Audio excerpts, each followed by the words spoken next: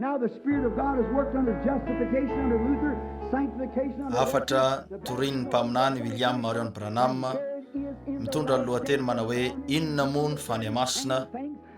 ny alarobia fa 9 Desambra 7 tao Branham Tabernacle, Jeffersonville, Indiana, USA. She'll go through the sky shouting, up will come Wesley, Luther, all the rest of them back in those days there. Hardly for a meeting. Sarotra ho an'ny fivorina ho fivorina hafakely noho ny fanaontsika eto ty fivorina ity. Saika isaky ny tonga mivoreto sika dia fivorina mba ho fanasitranana ny marary so an'izay zavatra ilaina ara-batana zany no zavatra tena tsindrina. Saingy natompontsika androany hariva kosa ty fifoazam-panahy ty mba ho fanasitranana ny aina ny fanahin'ny olona. Na dia zany aza raha sitraky ny tompo ny alady maraina mandritra ny sekoly alady ny alady maraina dia hivavaka ho an'ny marary isika ka isy laharana toy ny mahazatra ho an'ny fanasitranana amin'ny alady maraina raha sitraky ny tompo. Fa matery antsika amin'ireo takarivany herinandro reto dia ny iresaka an'ireo zavatra mandrakizay ho an'ny aina. Eny fantatsika fa raha sitrana ny vatana dia mahafaly atsika rehetra zany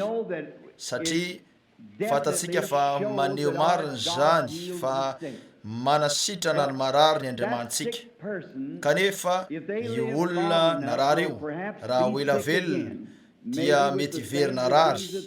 angamba amin'ilay aretiny efa nahasitrana azy ihany, nefa tsy manafoana ny fanasitranana akory zany. Anome fanafody ho an'ny arety tratra ny mpitsabo Ary mety ho fatin'ny arety tratra izy io afaka 2 andro taorinina nanambarany hoe sitrana izy miverina indray zany. Saingy rehefa sitrana io aina io dia ao anatinareo ilay fiainana manakizay eo. Ary inoko fa manakaiky tokoa ny fiaviany Jesosy tompo sika ka mahatonga antsika manao an'izay rehetra azontsika atao mba hitondrana ny aina rehetra ho eo amin'ny fanjakana ary hitondra ny fanjakana ho eo amin'ny olona ka ho sitrana ny fanahintsika. Inoko fa ny vatan'i Jesosy no vatana marary indrindra amin'izay fantatro, izany hoe lay vatana ny vatan'i Kristy ara-panahy eto an-tany no tena marary. Areto tsy mikasa ny azona anareo ela loatra zay isakariva satria na amin'izao hariva voalohany zao aza dia efa tsy ampy ny toerana ametrahana ny reto sakaizantsika malala. Miomana ny anorona fiangonana vaovao sika tabernakla lehibe iray eto amin'ity zara-tany ihany na eo amin'izay hitarian'ny tompo fa raha ny fatantsika aloha dia eto. Areto efa nambarantsika ny fivorina ny alarobia hatramin'ny lahady, fa amin'ny alahady dia akaiky ny fialan-tsasatry ny krismasy, nefa izany naoviana no ilazan'ny tompo amintsika hijanonana dia eo no fotoana. Tsy fantatsika tsotro zao zay ho vokatra, saingy inoko fa ny andiany eto amin'ny tabernakla sy ireo fiangonana mpiravavy amintsika, zany hoe isan'izany reo Holiness Tabernacle ao Utica izay rahalahy Branham Snellin ny pastorany, sy ny any New Albany izay rahalahy Juni Jackson ny pastorany, ary koa ny etsy amin'ny lalana etsy izay rahalahy Rudel ny pastorany. Isika dia fa fiangonana mpiravavy amin'ity tabernacle ity izy ireo. Isika dia miezaka nitondra ny olona eo amintsika ho amin'ny fiambonana tsara kokoa amin'ny Kristy. Izay ny tanjontsika. Koa nisafidy aho ny amaky sy ampianatra amin'ireo takariva vitsy te hiresaka aho anio hariva ny loha hevitra hoe inona moa ny faniamasina. Ary raha pitso hariva dia hitory aho ny hoe inona no antony nanomezana azy. Ary ny zoma hariva ho anareo mpanao ronapeo tsy tiako raketina ny amin'ny zomarivo. Ahoana no fomba andraisako ny fanamasina ary ahoana no fomba ahafantarako hoe ananako zany, dia avelatsika androso fotsiny ka ho hitatsika zay hitarian'ny tompantsika ho amin'ny sabotsy sy ny alady. Fa ny alady maraina dia isy fivorina falasitranana ary fivorina hitoriana filazantsara hafa indray ny alady arivo. Areto tiatsika ho fantatry ny rehetra fa ary fantatro fa mandeha ny fandraisam-peo etsy ao amin'ny efitra aoriana, ary tianay ny milaza an'izao satria mandritry ny fivorina hitoriana filazantsara toy izao raha ny marina dia ahitana olona avy amin'ny anaram-piangonana isan-karazany zay nandray fampianarana araka ny sehitry ny finoana misy azy ny tsirairay, ary tsy mampanino zany. Tsy mbola niriko mihitsy no meloka taminy hoe namafy korotana teo amin'ny ivon'ny rahalahy, fa mandritra ny fivorina ny velany dia ireo fahamarinan'ny filazantsara fototra ao amin'ny soratra masina ihany ny toriko. Ny amin'izay zavatra inon'ireo rahalahy manohana ny fivoriko. Fa raha ny eto amin'ny tabernakle dia tiako ny miresaka an'izay inontsika vokatra zany. Raha tsy azonareo zany dia afaly tokoa ny andray taratasy na fanamarina kely avy aminareo mba antany ahy ny amin'ny antony inonay anio toy zany, fa afaly ahy ny ezaka nazavanyio arak'izay vitako. Fantatrareo fa ny fiangonana tsirairay raha tsy manana fampianarana ianareo dia tsy fiangonana zany. Ilainareo ny anana zavatra hijorondra, foto-kevitra vitsivitsy zay toananareo, ary tsy mampanina zay fikambanana na zay mety anara-piangonana misy ny olona iray. Raha nateraka ny fanan'Andriamanitra olona eo dia rahalahako sy anabaviko izy. Tsy mampaninona izay mety misy zavatra maro tsy omboinantsika efitra toy ny alavitry ny atsinanana amin'ny andrefana, nefa rahalahy ihany sika, ary tsy hanao zavatra hafa aho raha tsy ezaka ny anampy an'io rahalahy io mba anakaiky kokoa, amindra tsara kokoa eo amin'ny Kristy, sady inoko fa izay kristianina marina dia anao tahaka izany amiko. Eny, angatahako ty tabernakle ty. Eny tsy hoe miditra amin'izao sika mba anaovana fivorina mifanesy fotsiny, fa tiako niditra amin'izao, tiako koa ianareo sady efa nangataka anareo aho mba andoro ny tetezana rehetra, andamosinareo ka anitsy ny fahotana rehetra, mba hitrosotsika ao amin'izao miaraka amin'izay rehetra ao am-potsika sy ny fiainatsika. Tokony ho tanjona tokana ny mahito atsika dia ny hanomana ny fanahintsika ho vonona amin'ny fiavian'ny Tompo, fa tsy amin'ny tanjona hafa. Ary arak'izay fanambarako sy voalazako hoe mety misy fotoana ampianarako na ilazako zavatra zay mety mifanohitra kely amin'ny sasany ny amin'izay fomba inony azy. Tsy hoe tonga aho mba ampisy olana, hitanareo, fa tonga ny vonona ny amin'ny fiavian'ny Tompo no maheto atsika. Sady everiko fa ty andiany kely ty misy rahala vitsivitsy mamangy miaraka amiko eto, izay fantatro fa avy amin'ny toerana maro samihafa, ary mahafaly atsika ny manana azy ireo. Ary azo antoka fa amin'ny retim-piaino retoreto misy ny sasany avy any ivelan'ny tanàna, avy any amin'ireo tanàna kely manodidina antsika eto, fa mahafaly anay ny manana anareo sady ankasitrahanay indrindra ny aminareo noho ny fitiavanareo anay tokoa mba ho tonga hiaino andreto zavatra eto. Andriamanitra engane hiaraka aminareo any an-trano, re rahalahiko, re anabaviko, reo arena miafina sarobidy indrindra azon'Andriamanitra arotsaka ao am-ponareo. Zay ny vavako. Ary ho an'ity tabernakle kely ty, amin'ny fahitana hoe inoko fa eto no isan'ny olona mahafinaritra indrindra zay inoko fa misy eto an-tany maketo amin'ity tabernakle ty. Tsy nilaza koa raha hoe ny olona mahafinaritra rehetra, fa ny sasany amin'ireo olona mahafinaritra indrindra eto an-tany hoy aho no maketo amin'ity tabernakle ty. Kanefa arakaraky ny androson'ny andro ka tafaverina avy ny tety fivoriana aho, dia hitako fa tena misy zavatra ilainy ty tabernakle ty, tena misy zavatra ilainy, dia ny famenoana na fanokana tena fiainana lalindalina kokoa, famindra manakay kokoa miaraka amin'Andriamanitra. Fa nampanantena azy ireo ny anao an'izao aho, ny tondra nyreto afatra ireto azy ireo, koa mafaly anay ny mampiditra anareo amin'izany, ka iombona anareo miaraka aminay manodidina ny tenin'Andriamanitra, raha ampianatra sy ezaka ny toly izahay. Ankehitriny tsy aka-loha hevitra iray hotoriana isika amin'ireo fivoriana telo voalohany fa ho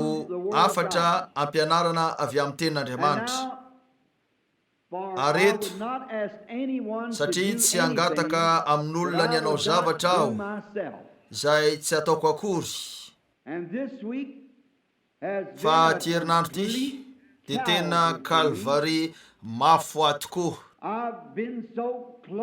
tena kely fotsiny dia ho tsy natsiaro tena aho arak'izay mety ilazako azy,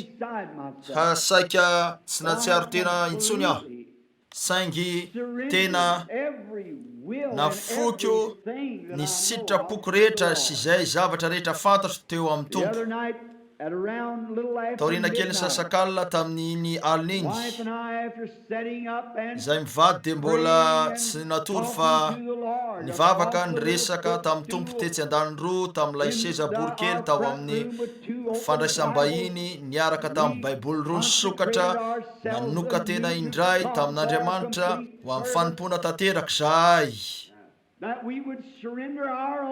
mba afoizanay ny sitraponay manokana sy ny zavatra rehetra, ny fisainana tsy tsara rehetra, ka mba hanompo ny Tompo Jesosy. Ary antenaiko fa toy izany koa ny fitondran-tenanareo,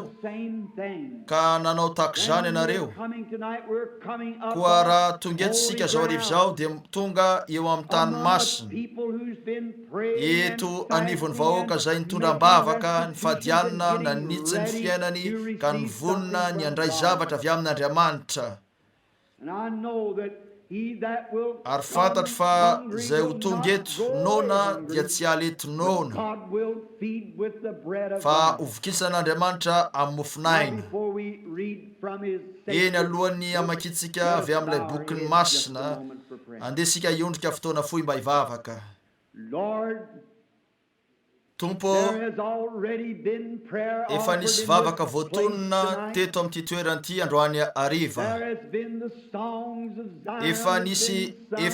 noiraina ny hirany ziona, nataony reto zanakao, efa nisandratra ny fon'izy reto, ary tonga eto izahay mba hanokana ny tenanay ho anao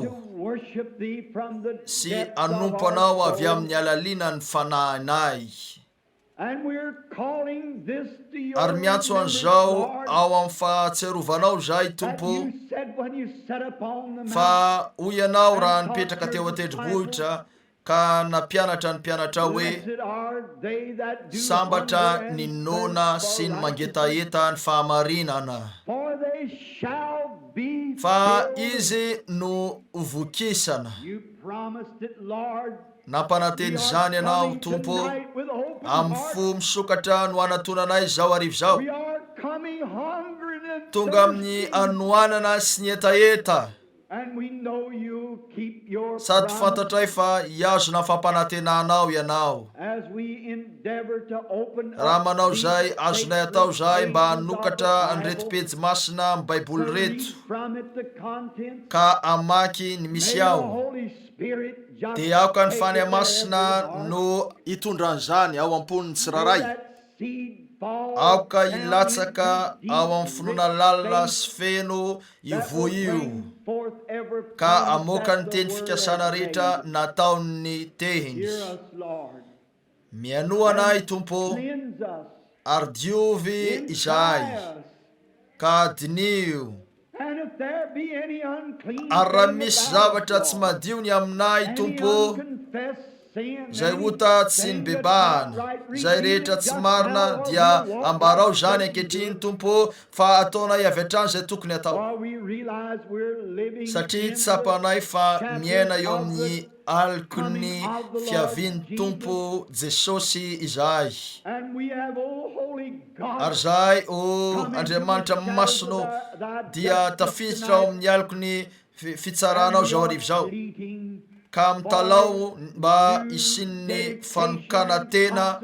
fahafoizatena ary famenona ny fanamasina vaovao indray ao amin'ny fiainanay. Ary ny fahitana fa manomboka miaina ireo afiny fifohazam-panahy dia aoko zay anampy azy eo amin'ny teny mba ahafahany zany mandrehitra afo vaovao, ka ho feno zotim-po zahay. Amasiny zay Tompo amin'ny alalan'ilay teninao sarobidy sy ny ranao ary ny fahasoavanao no hitalahonay, fa ho anao ny fisaorana sy ny fidirana rehetra. Esory ao am-ponay izay mety ho fitsarana mialody ovy zay Tompo, meo anay ny fo madio sy tanana voadio ary fisainana voadio, mba ahafahanay miditra eo amin'ny fitoeranao masina isakariva ampifaliana sady feno ny fanahinao. Mangataka zany amin'ny anaran'i Jesosy zay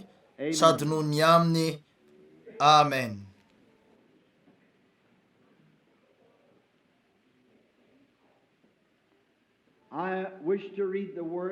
Tiako ny amaky ny teny ankehitriny ary nangataka anareo aho mba hitondra ny baibolinareo, ny fanoratanareo, ny taratasinareo ho an'ireo andalatsoratra, ka raha sitrakareo zany dia ho tsara tokoa. Ary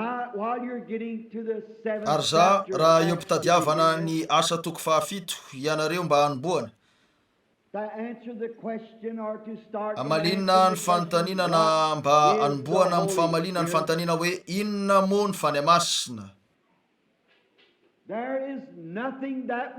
Tsy misy afaka ndresy any Satana, tsy mbola nisy mitsy teto tany zavatra mahavita mandresy any Satana toy ny tenin'Andriamanitra. Nampiasa an'izany Jesosy teo amin'ilay adiny lehibe. Hoy izy voasoratra hoe, ary raha teo am-pianona ao io marain'io andro vitsivitsy zay an'ity fandaharana izay to te ilaza hoe avy amin'ny vovotany nakamba ny rivotra fotsiny zavaboary,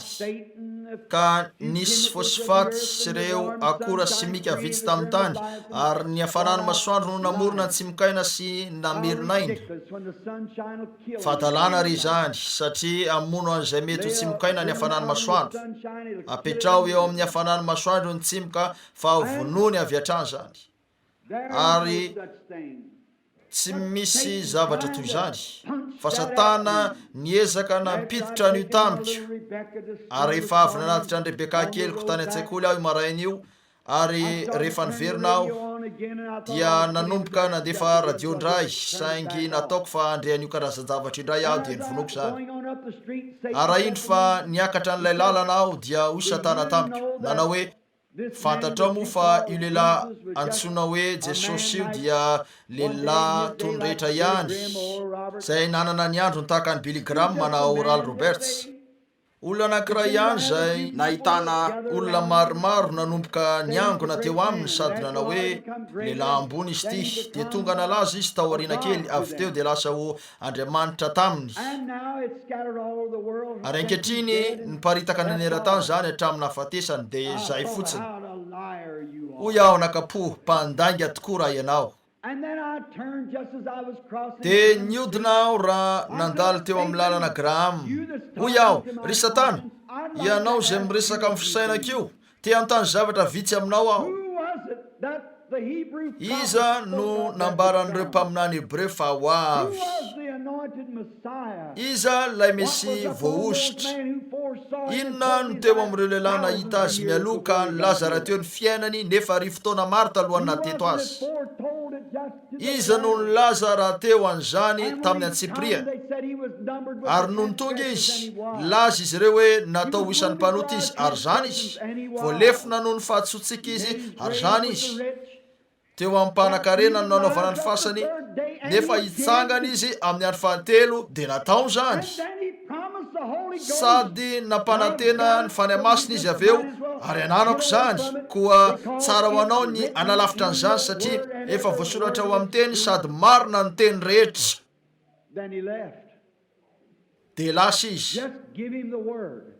omeo azy fotsiny teny de ampy zany tsy ho zakany ity teny ity satria avy amin'ny tsindrimandry zany. Andeha sika nomboka maky androany ariva ao amin'ny toko 7 amin'ny boky ny Asa. Arony mpisorona be moa izany tokoa va fa hoy izy ry lalahy sy anareo ray miano Andriamanitra ny voninahitra ny seto amin'ny Abrahama razantsika raha tany Mesopotamia izy fony tsy mbola nonona tany arana ka nanao taminy hoe miala amin'ny taninao sy ny havanao ka andeha ho any amin'ny tany zay asehoko anao. De niala tamin'ny tany Kaldianina izy ka nonona tany arana ary aveo rehefa maty ny rainy dia nafindra an'Andriamanitra niala teo izy akaty amin'ny tany zay honenanareo ankehitriny ary tsy nomeny lova teto izy tsia na dia era-paladia akory azy kanefa nampanantenainy izy fa omeny azy ho lovany zany sy ny taranany mandiby azy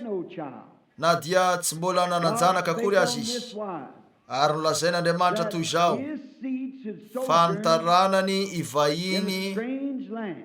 any amin'ny tany firenena hafa ary andevoziny izy ireo ka ampahoriny 400 taona nefa ny firenena zay ontom-pony dia ho tsaray kosa hoy Andriamanitra ary rehefa afaka zany dia ivoaka izy ka nompa eto amin'ity tany ity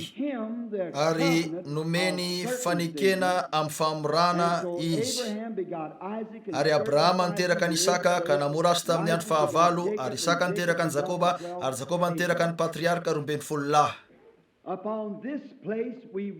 Eo amin'izany ary iritsika ny iroso amin'ny lohahevitra zay iveriko fa lohahevitra manamarika ny anio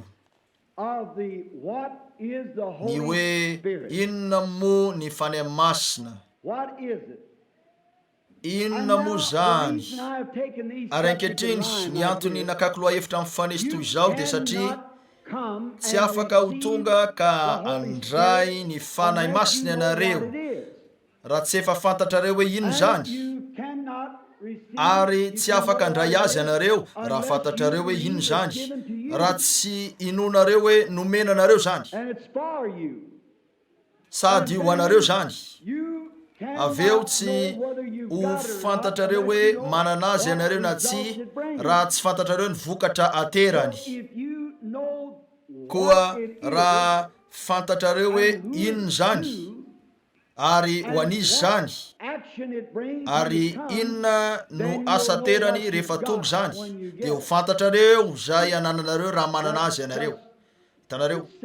ilamina tsotro zao ny amin'io toy zay nresahako tamin'ny rahalahintsika Jeffries androany fa hoy izy tiako ny anatrika ny fivoriana androany ariva nefa rapitsao vao eo tsy nafantatra izy hoe izy fivoriana satria tsy nambary zany raha tsy teto ihany ny sasany tamin'ny nanoratra tany amin'ireo sakaizatsika sasany any ivelan'ny tanàna izy ireo sy rahaleo ka nilaza tamin'izy ireny eny satria tsy manana hevitransika fa hoy aho ry rahalahy Jeffries raha anirakay andefany anankiray amin'ireo fitrandrahanao solika anao nefa tsy misy fantatro ny amin'io dia mety apokako zany mety ho diso ny fanodinako ny fanalahidy na milina tsy tokony andeno alefa fa ilaiko fantarina ny fomba fanaovana an'io alohany anaovako azy ary toy zany ny amin'ny fandraisana ny fany masina tsy maintsy fantatrareo ny zavatra tadiavonareo sy ny fomba fandraisana azy ary ny hoe ino zany ankehitriny ny zavatra voalohany nampanantenaina ny fany masina afaka andany 10 herinandro sika nefa tsy zara raha andalo kely am'izao loha hevitra zao, inona no maiziny fany masina. Saingy ny zavatra voalohany tiako ny andray misimisy mba anomezana andreo zava-dehibe sakariva ka ahitana raha misy fanontaniana amin'ny fivoriana manaraka. Firy no tsy mbola nandray fany masina eto, tsy mbola vita batisany fany masina atsangano tanana. Fantarareo fa tsy mbola vita jereo any ereto tanana. Ankehitriny tiako ny resaka ny am'izany ny famantarana ny fany masina, satria famantarana zany tsapatsika fa nomena antsika ny teny fikasana rehetra tamin'ny alalan'ny Abrahama no rainy teny fikasana,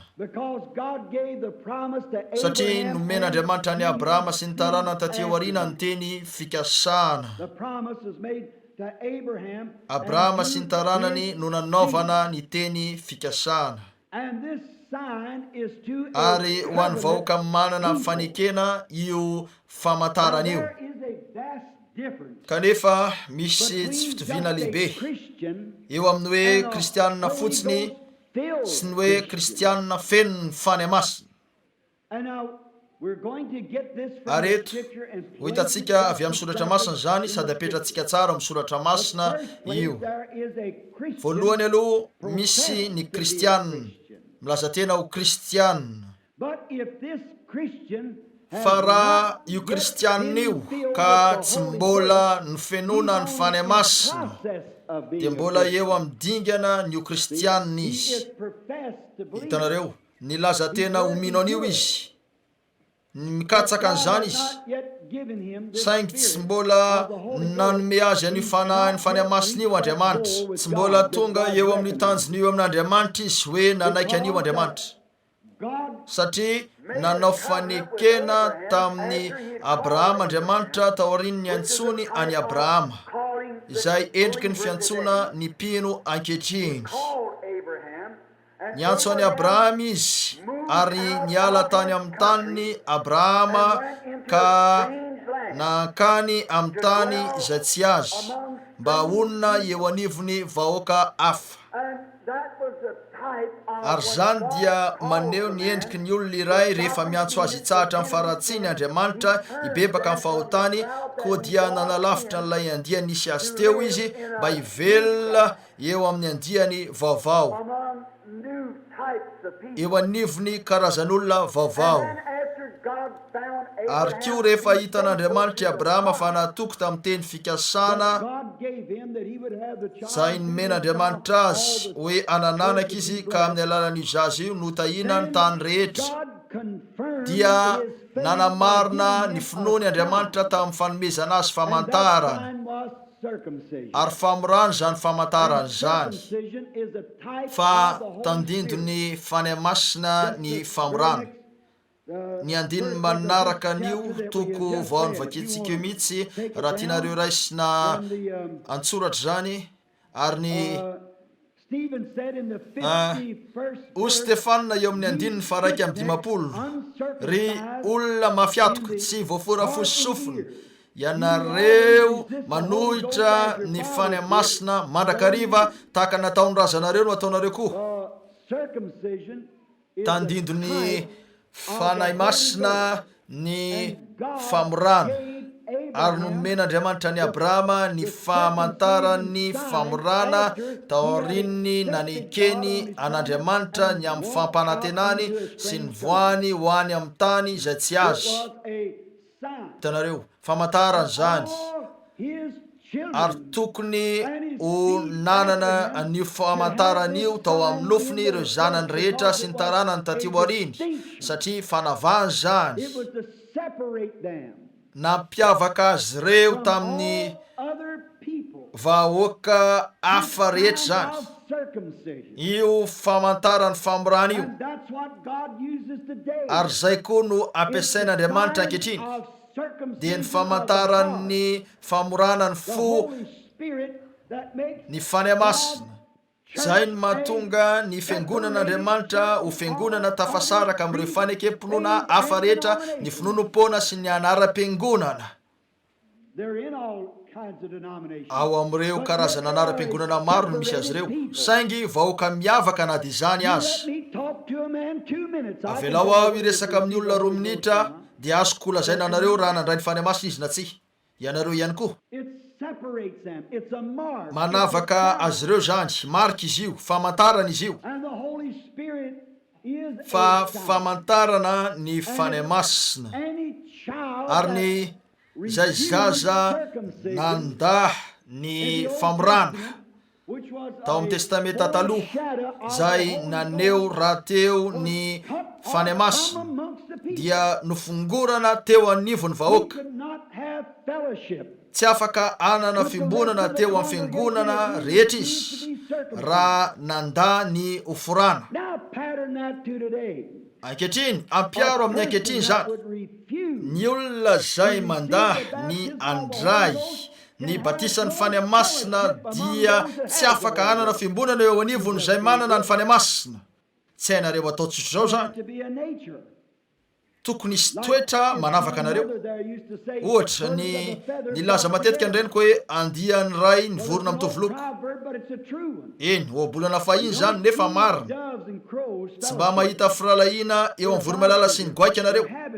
tsy mitovy ny sakafo haniny tsy mitovy ny fomba fanao tsy mitovy ny zavatra tiany ary toy izany koa ny eo amin'izao tontolo izao sy ny kristianina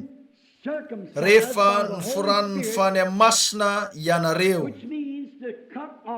zany hoe fanesorana ny nofo eo amin'lahy ihany ny famorana saingy raha misy vehivavy mivady amin'ny lehilahy ray dia ampahany raha vehivavy ka voafora miaraka aminy tsaroa fa voalaza ao amin'ny Timoty hoe tsy mbola nefa hovonjena ihany izy amin'ny fiterahan-jaza raha maritra amin'ny finoana sy ny fahamasinana mba amin'ny fahonona tena eny ny famorana fantatrareo fa rehefa ny ome Sara zay tao anaty lay ny amin'ny afatra lay anjely rehefa nilaza izy hoe Abrahama tsy fantany hoe izy io vahiny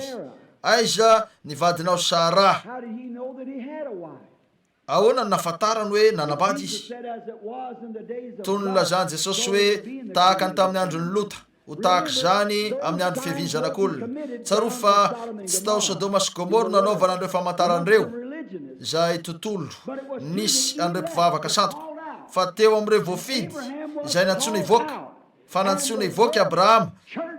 ary ny teny hoe fiangonana dia midika hoe nantsoina ivoaka reo tafasaraka tahaka ny Abrahama zay nampisaraka ny tenany ka nifirana ary rehefa nome ny afatra lay anjely mihitsy Sara dia tokony ho namono azy teo eo Andriamanitra saingy tsy hainy natao ny nikasika ny Sara nefa tsy nahakasika ny Abrahama satria ray izy reo ampahany raha vehivavy tsy roa intsony ianareo fa iray koa ny famorana ny fanamasina amin'izao andro zao no mamora ny fo ary famantarana zany famantarana omeny nisy olona nilaza indray andro averiko fotsiny zany tsy hoe ivazivazy satria marina io nefa toy ny endrika vazivazy arak'izay lazaiko hatrany hoe tsy toerana vazivazina eto fa nisy tovolahy Alemanina tany amin'ny morontsiraka andrefana zay vao nalehanay nandray ny fanamasina izy dia nakeny amin'ny arabe ary somary nientanentana kely ka nanaditra ny tanany sy ny teny tsy fantatra dia niazakazaka izy sady nitsambikina ary nioby izay ihany koa no natao ny tany ampiasana dia hoy ny mpampiasa azy taminy fa taizany nalianao tiako reny toerana nisy anao reny hoy izy mety tany amin'io antokony olona daladala io nalianao hoy izy move adaladala ny fiheveranao azy reny hoy izy teny zany tokoa hoy izy koa de raha ny any tompony amin'ireo adaladala ary hoy izy fantatrao moa fa manana ndraikitra lehibe tazomina nidy bilao ozy ohatra hoe ny fiarakodia raha esoronao eo amin'ny avokoa nidy bilao dia tsy misy afa-tsatotam-bisy isany hoe koa takotako zany miavaka tokoa ianareo rehefa tonga eo aminareo ny fanahy masina ka lasa tsy tia anareo ny fanahiny zao tontolo zao ary manohitra anareo izy ireo sady tsy misy tia ny fampirahirahina aminareo mihitsy tontolo hafa no naterahanareo mpivahiny tsotro zao ianareo sady mpivahiny impolo lafitra no ianareo hoe makany amin'ny faritra maizina indrindra any anaty alany Afrika aza lasa miavaka ianareo rehefa tonga ny fanahy masina fa famantarana zany marika eo anivon'ny olona zany ankehitriny hoy ianareo avy eo ry Rahalahy Branham nomenany Abraham io famantarany famorahana io marina zany sy ho an'ny taranany marina eny ary ankehitriny andesika matika amin'ny Galatianina 3:7 ary jereo ny fomba fampiarana an'izany antsika Galatianina 3:7 mba ahitana fotsiny ny fomba fampiarana an'io famorahana io ho an'ny jetilisa raha isika no jetilisa ary zany sika raha ny amin'ny fahaterana ranofo ankehitriny zao aloha tiako ny amaky ny 9:11 fa tamin'ny Abrahama sy ny taranany no nilazana ny teny fikasana Abrahama sy ny taranany tsy lazainy hoe reo taranaka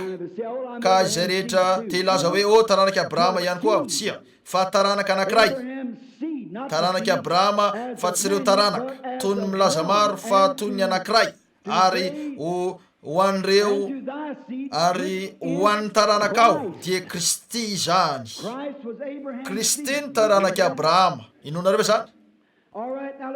eny ary ankehitriny andeha ho raisina ny 9:20 sy 9:20 tsy misy intsony na jiosy na grika na andevo na tsy andevo na lahy sy vavy fa iray ihany ianareo rehetra ao amin'ny Kristy Jesosy fa raha any Kristy ianareo dia taranaka Abrahama sy mpandova araka ny teny fikasana ahoana no atongavantsika ho taranaka Abrahama amin'ny ao amin'ny Kristy koa taranaka Abrahama isika fa inona ny taranaka Abrahama raha toizantsika ao amin'ny Romanina 4 sy amin'ny toerana maro koa Abrahama tsy hoe akory nandray ny teny fikasana rehefa avy ny forana mba anehoana fa io famorahana io dia tandidona fotsiny fa efa nandray ny teny fikasana izy talohany namorana azy fa endriky ny fanekena n'ilay finoana efa nananany talohany namorana azy zany eny rehefa ao amin'ny Kristy isika dia tonga taranaka Abrahama sady mpiray lova amin'ny Kristy noho zany tsy mampaninona zay maizantsika na jiosy na jetilisa fa ny taranaka Abrahama no manana ny finoany Abrahama izay miazona n'Andriamanitra amin'ny teniny na mety fahadalana toy inona aza ny fisehony na tsy fahita aza ny zavatra ataonareo na mahatonga anareo hafahafa toy inona azy zany miazona n'Andriamanitra amin'ny teniny ianareo na inona zavatra mitranga 5:70 taona Abrahama ary 5:90 Sara raha niazona n'Andriamanitra tamin'ny teniny ka niantso an'izay rehetra ny fanohitra tamin'izany ho toy ny tsy misy inona hoe ianareo nieritreritry ny dokotera tamin'io andro io inona hoe ianareo nieritreritry ny olona raha nahita an'ity lahianitra 5:70 taona nitsangatsangana teny sady nidera n'Andriamanitra hoe anananaka amin'ny vadiny izy nefa 5:90 taona sady efa 5:20 taona teo ny tsara ny tamin'ny fomba mbehivavy kanefa hitanareo mahatonga anareo manao zavatra hafahafa zany ilay finoany Abrahama fa rehefa voaforany fany masina ianareo dia zay ihany koa no ataon'izany eo aminareo ampanao anareo zavatra zay tsy noheverinareo atao zany atonga anareo andray ny teny fikasan'Andriamanitra sy ino an'Andriamanitra eny fa zany koa akoatry ny mateny fikasana sy famantarana dia tompo-kase ihany koa zany eny raha tianareo niaraka amiko amin'ny Romana tiako aloha raha hiaraka amiko amin'ny Efesianina 4:30 ianareo ary andeha ovakina fony eto Efesianina 4:30 milaza an'izao efa nandre olona maro nilaza ianareo hoe reny zavatra maro isan-karazany reny ny tompo-kase raha miditra ao am-piangonana ianareo dia mandray ny tompo-kase ny fiangonana ary milaza ny olona sasany hoe ny fitandremana andro anankiray ny andro sabata zany tompo-kase n'Andriamanitra milaza ny sasany amin'izy ireo hoe raha tonga mpikambanao amin'ny anaram-piangonana toy izao ianareo dia vita tompo-kase ao amin'ny fanjakan'Andriamanitra kanefa milaza ny baiboly hoe aoka ny tenin'ny olona rehetra ho lainga fa ny an'Andriamanitra no marina eny toy izao ny vaky ny Efesianina 4:30 fa aza mampalahelo ny fanahy masin'Andriamanitra zay nanisina tompo-kase anareo ho amin'ny andro fanavotana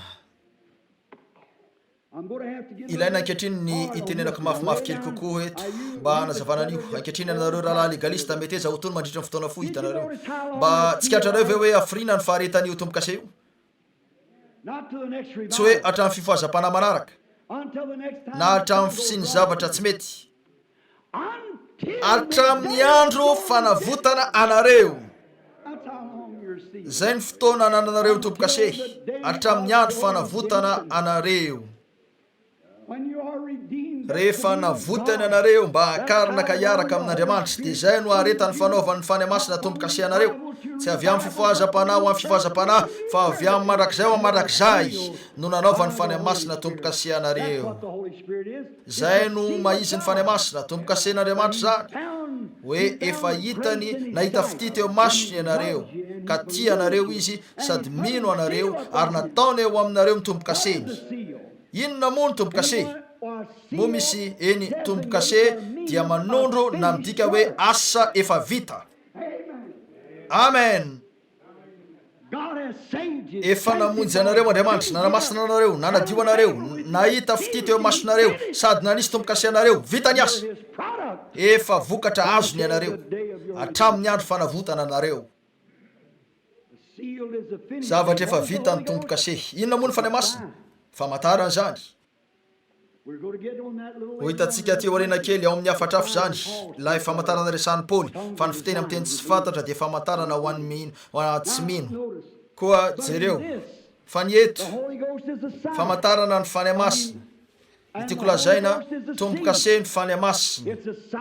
famantarana ny men'Andriamanitra ho an'ireo zanany nofidiny izany ny fandavana azy dia midika hoe voafongotra miala mivahoaka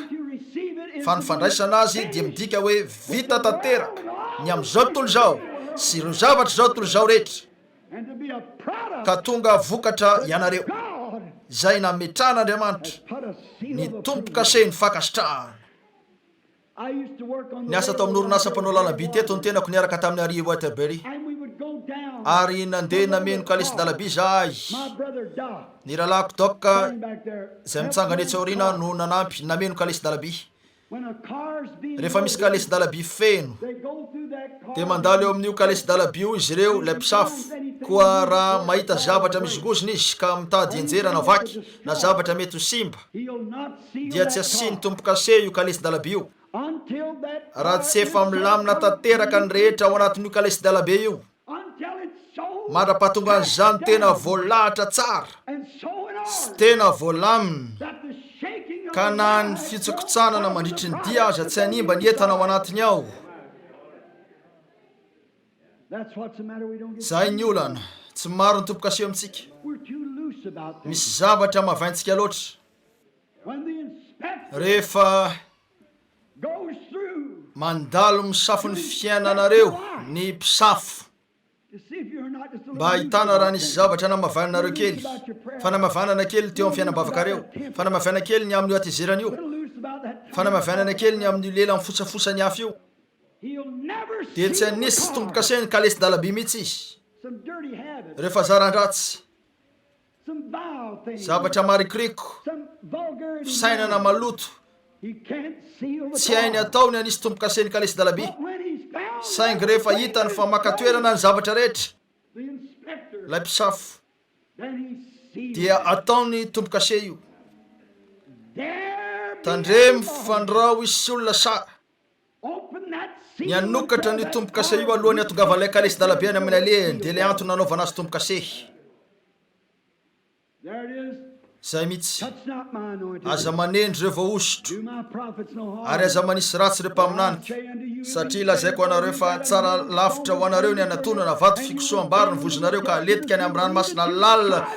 toy izay mitady ny anafotoina na ampiozongozona, na dia ny kely indrindra azy amin'ireny madinika vita tombo-kase ireny. Hitanareo ve ny dikan'izany? Izay no atao hoe fanemasina. Antoka ho anareo zany, fiarovana ho anareo zany, vavolombelona ho anareo zany, tombo-kase ho anareo zany, famantarana ho anareo zany, hoe mizotra ho any an-danitra aho, tsy ahoako izay lazainy devoly, mizotra ho any an-danitra aho. Nahoana? Nanisy tombo-kase ahy izy, nomeny ahy zany, nasiny tombo-kase ao amin'ny fanjakany aho, sady mizotra ho any am-voninahitra. Avelao hitsoka ny rivotra, avelao satana anao izay tiany atao, fa efa nanisy tombo-kase hatramin'ny andro fanavotana Andriamanitra. Amen. Zay ny maizy ny fanemasina. Oh, tokony aniran'io ianareo. Tsy haiko ny andeha raha tsy eo zany. Betsaka tokoa ny zavatra azo lazaina eto, nefa azoko antoka fa fantatrareo ny zavatra resahana. Eny, andeha koa sika matika minitra vitsy ao amin'ny jaona 7:40. Tiako tsotro zao ny teny, io ny fahamarinana. Eny, ny fanahin'Andriamanitra, ny fanahy masina. Inona moa ny fanahy masina? Ny fanahin'i Kristy ao anatinareo zany. Eny alohana makitsika tiako fotsiny ilaza fanamariana vitsy eto. Inona moa ny fanahy masina? Tombo-kase zany. Inona moa ny fanahy masina? Fanekeny zany. Inona moa ny fanahy masina? Famantarana zany. Inona ary moa ny fanahy masina? Io no ny fanahin' Jesosy Kristy ao anatinareo. Tanareo, vetivety foana ho Jesosy, dia tsy ahita intsony zao tontolo zao, fa ianareo no ahita ahy, satria ho eo aminareo aho, sady ho ao anatinareo hatramin'ny farany zao tontolo zao. Lay fanan'Andriamanitra ao amin'ny fiangonany, mba haninona? Inona ny antony nanaovana an'io? Mahakasika kely loha hevitra rapitso arivo zany, kanefa inona ny antony nanaovana an'io? Nahoana izy no nahoana no nataony? Inona no ataony fanahy masina? Inona no antony natongavany? Inona no antony natongavany ao anatinareo? Inona no antony natongavany ato amiko? Ny hanohy reo asan'Andriamanitra. Zay mahafaly ny raiko an-trany no ataoko. Tsy tonga aho anao ny sitrapoko, fa ny sitrapony ray izay naniraka, ary ny ray izay naniraka no nitoetra ato anatiko, ary tahaka nanira ny ray ahy no anirako anareo koa. Ola, lay ray naniraka azy nakao aminy, lay ray naniraka an Jesosy ny tonga tao aminy, miasa tamin'ny alalany. Lay Jesosy maniraka anareo, miaraka aminareo sady ao anatinareo. Ary raha io fanahy zay nivelona taon' Jesosy Kristy io no nampanao azy sady niasany araka izay nataony, dia anana fiheverana ambako vangony ianareo ny amin'izay ataony zany rehefa ao anatinareo, satria tsy afaka iovy fiainana io. Ifindra avy amin'ny vatana ho amin'ny vatana zany, saingy tsy afaka anova ny toetrany, satria Andriamanitra zany. Ankehitriny ao amin'ny jaona 7:40, andeha makely monja atomboka amin'ny 9:10. Mino va ianao fa zaho ao amin'ny ray ary ny ray ato amiko. ny asa ny teny zay lazaiko aminareo dia tsy avy amiko zany lazaiko zany fa ny ray izay mitoetra ato amiko izy no manao ny asa every zany ankehitriny mino ahy fa izaho ao amiray ary ny ray ato amiko fa raha tsy zany dia mino ahy no ny asa ihany azy lazaiko aminareo marina dia marina tokoa izay mino ahy ny asa ataoko no ataony koa ary anao asa lehibe noho zany azy izy satria zaho makany amiray tsy hitanareo ve hitanareo va ny fomba nylazany azy eto eny jereo fotsiny hoe atraizy zany mbola makely ihany aho amaky hatreo amin'ny 9 eo isika ary na inona angatahnareo amin'ny ndeha jerena teto amiko eny ary na inona angatahnareo amin'ny anarako dia ataoko zany mahakalazana ny ray eo amin'ny zanaka raha mangataka zavatra amiko amin'ny anaraka ianareo dia ataoko zany raha tia ianareo dia tandrona ny didiko ary zaho angataka amin'ny ray eny jereo ary izy anome anareo mpananatra hafa mba hoeo aminareo manak'izay dia ny fanahy ny fahamarinana zay tsy azony zao raisina satria tsy hitany na fantany fa ianareo no mahafantatra azy satria mitoetra eo aminareo izy ary ho ao anatinareo iza ry fanahy io raha zany inona moa ny fanahy masina Kristy ao anatinareo zany lay mpananatra zay ny fanahy masina fa rehefa tonga ny mpananatra dia anao an'ireo zavatra efa nataoko izy fony tato amiko ny mpananatra angataka amiray aho ary izy no anome anareo any mpananatra io ianareo no mahafantatra ny mpananatra zao tsy mahafantatra azy tsy alala mihitsy fa ianareo no mahafantatra azy satria mitoetra eo aminareo izy ankehitriny Jesosy no miteny eto kanefa ho ao anatinareo izy koa zay ary io lay mpananatra ho ao anatinareo tsy amelanareo kamboty aho ankaty aminareo aho zaho tsy eny io lay mpananatra Kristy zay no mahizy ny fanahy masiny Kristy zany vetivety foana dia tsy ahita intsony zao tontolo zao fa ianareo no ahitay satria velona aho ianareo koa ho velona afaka nohiatransika nefa aoka ho fantatrareo inona moa izy tompo-kase izy famantarana izy mpananatra izy hitanareo no mahizy azy rehetra mandovan'izany ny taranaki Abrahama eny andeha jerena ihany koa fa ny ankoatran'ny hoe mpananatra andesika ho ao amin'ny Jaona 1:17 jereo raha tsy solovava ihany koa izy fantarareo ve ny atao hoe solovava ny hoe misolovava manana solovava sika fantatsika zany Jaona 1:17 andraso kely miala tsiny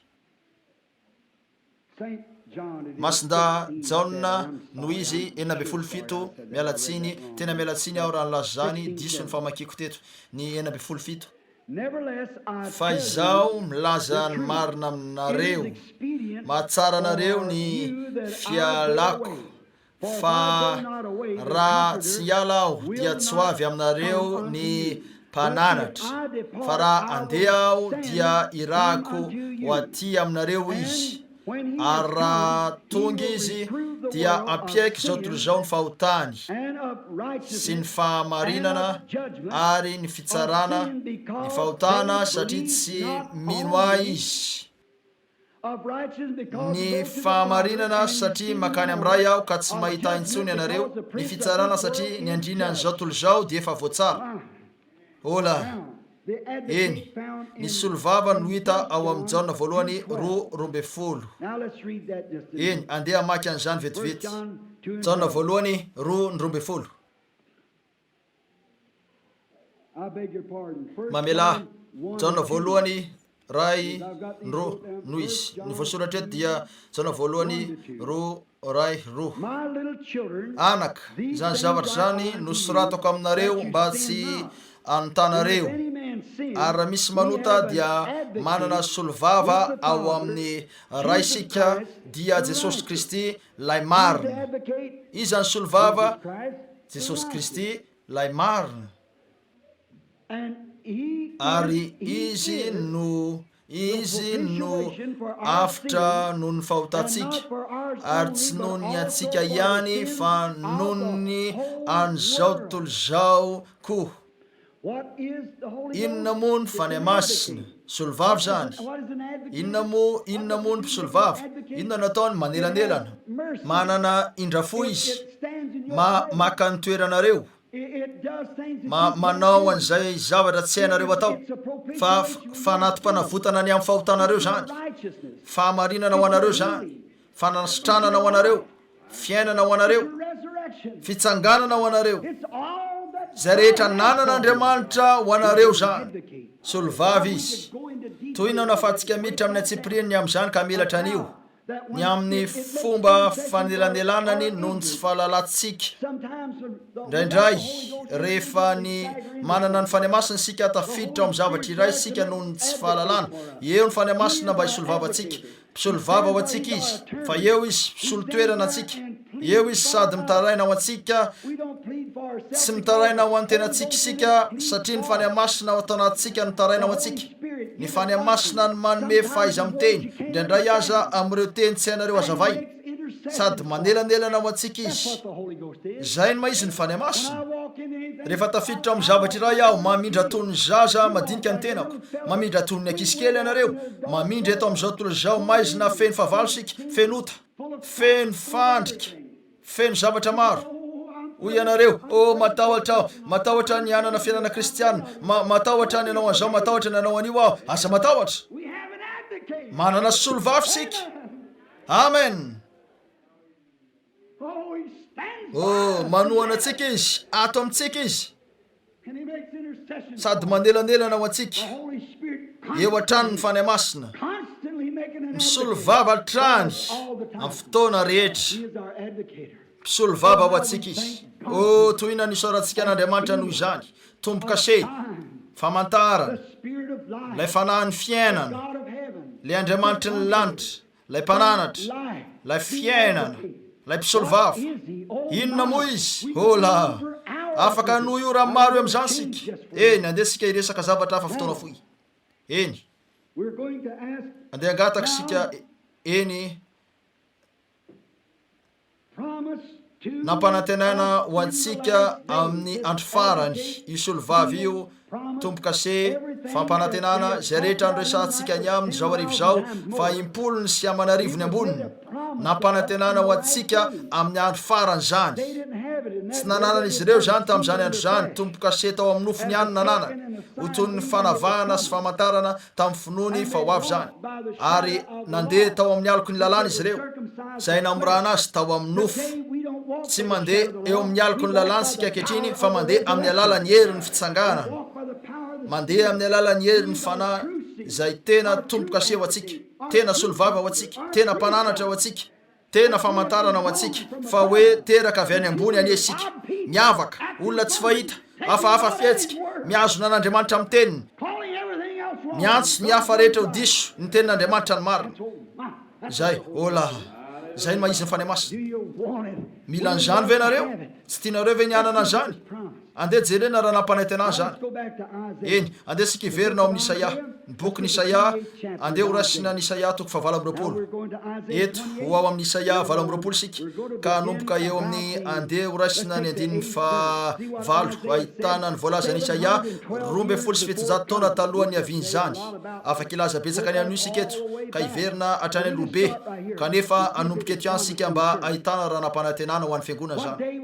Andro toinona ny tokony hatongavana zany amin'ny andro farany rehefa isy ny fahasimbana. Ankehitriny tsaro fa manambara maro ny teny eto hoe andro, ireo 2 andro farany, ireo 2 arivo taona farany.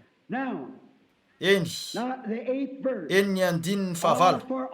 rehetra, fa ny latabatra rehetra dia feno loto, ka efa tsy misy madio itoerana. Mitadiava manodidina ankehitriny raha hita. Jereo manodidina ka zao raha tsy eo amin'izany andro zany sika, ny latabatra rehetra fa makeo amin'ny fanasan'ny tompo izy ireny ka ny zava-misy voalohany raha ny amin'ny lafiny materialy dia maka tapa-mofo kely izy na mofomofo masira ary tapatapahany zany mba hanaovany fandraisany nefa tokony ho tanan'olona manana ny fanahy masina ny manao an'io sady mofo tsy misy masirasira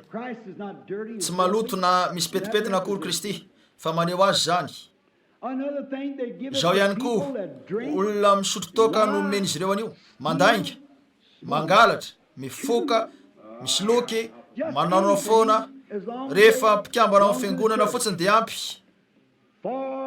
tena tsy zay mihitsy. Raha misy mandray toy izany rehefa mihinana an'izany eto isika dia mampiditra sy misotro fanameloana ho an-tenany izy satria tsy mamantatra ny tenany tompo. Raha tsy mena amin'ilay fiainana izy dia aoka nalavitra an'io fa raha tsy mandray an'io ianareo dia maneo zany fa meloka ny fisainanareo izay tsy mihinana dia tsy hanana anjara amiko Jesosy. Saingy feno fahalotona ny latabatra ny tompo rehetra tsy misy madio itoerana intsony. Hoenoy raha tsy zay ny zavatra ankehitriny iza no ampianariny fahalalana, iza no ampafantary ny fampianarana, iza no ahazo ny fahalalana, iza no ampafantary ny fampianarana. Eny voninahitra n'Andriamanitra presbyteriana aho, metodista aho, pentekotista aho, nazeriana aho, mpivahiny masina aho, tsy misy dikany eo anatrehan'Andriamanitra zany. Latabatra hafa fotsiny. Iza no ampafantariko fampianarana karazana toy ny metodista, batista, presbyteriana, pentekotista, ny fampianarana ao amin'ny Baiboly. Iza no ampafantariko fampianarana. Ahoana no afantaranareo rehefa manana azy ianareo? Hiditra amin'izany sika amin'ny zomariva hitanareo. Iza no ampafantariko fampianarana. Ankehitriny jereo zaza vao nitazana va vao nitsanony va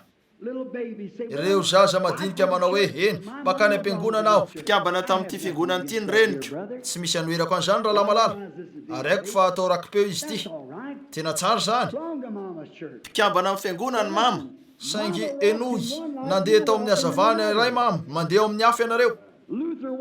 nandeha tao amin'ny hazavany ray Luther, nandeha tao amin'ny afo Wesley, nandeha tao amin'ny hazavany iray Wesley, nandeha tao amin'ny afo any pentekotista kanefa mandeha amin'ny ambonimbony kokoa noho izany sika ankehitriny ary raha mbola isy taranaka hafa dia ioatra antsika zany. Raha miverina amin'ireo andro voalohany fony nivelatra zany tena nivelatra dia nampianatra ny fanamarinana tamin'ny finoany Luther namindrana fotsiny ny olona avy tao amin'ny katolisisma ho amin'ny protestantisme zany ho amin'ny fiombonana manodidina ny teny fanamarinana tamin'ny finoana sehatra nivelatra be zany tsy niala teo intsony izy ireo. Nisy fifohazam-panahy hafa natsoina hoe John Wesley tonga teo nanelitsika azy ireo niala teo zany ka nitondra azy ho amin'ny fanamasinana fiainana mendrika madio fiainana amin'ny masina vao masina ny tenin'Andriamanitra manome fifaliana ao am-pon'ny tena ary nanafoana betsaka tamin'ny fampianarana Luterana zany dia tonga ny Pentekosta niaraka tamin'ny batisana fanahy masina ka nampiana an'izany hatrany noho ny fandraisany fanahy masina marina zany ary ankehitriny manomboka mihainy zany fa ireo fanomezam-pahasoavana sy ny famerenana amin'ny laoniny ary ny fanan'Andriamanitra niditra tao tamin'ny fahafenoana ireo famantarana sy fagagana tao amin'ny fiangonana ka nanozogozona Pentekosta.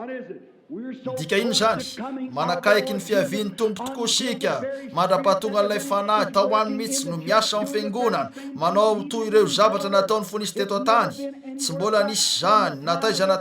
hatramin'ny andro ny apôstôly mandraka ankehitriny. Nahoana hitanareo nivelatra zany teo niena